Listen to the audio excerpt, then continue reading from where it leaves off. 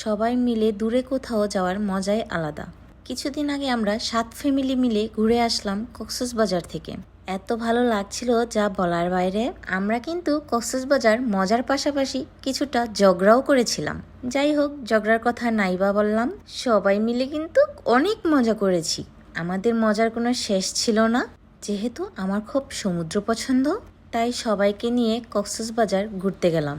জানি না আমরা আবার একসাথে কবে ট্যুর দিব, কিন্তু তাদের সাথে কাটানো আমার বেস্ট সময় ছিল।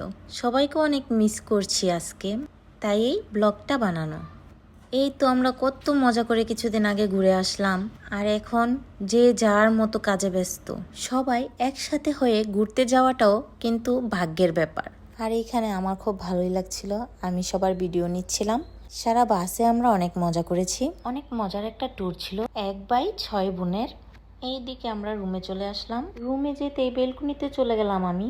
সূর্যটা ডুবে যাচ্ছিল, দেখতে কি যে ভালো লাগছিল, তাই আমি জুম করে একটা ভিডিও নিয়ে নিলাম। বেস্ট একটা সময় ছিল আমাদের। জানি না সবাই আবার কখন এইভাবে ট্যুর দিব। সবাই তো আর এক হওয়া যায় না সব সময়। সবাই মিলে অনেক ভালো আমরা সময় কাটিয়েছিলাম কক্সবাজার। এই তো আমি আর আয়রা অনেক মজা করছিলাম। আমরা অনেক মজা করে সমুদ্রের পাড়ে হাঁটাহাঁটি করছিলাম। আয়রা তো অনেক খুশি, কারণ ওর আমার মতো সমুদ্র অনেক পছন্দ। ভাবছি আমরা আবার একটা ট্যুর দিব। বলো তো সবাই, এবার কোথায় যাওয়া যায়?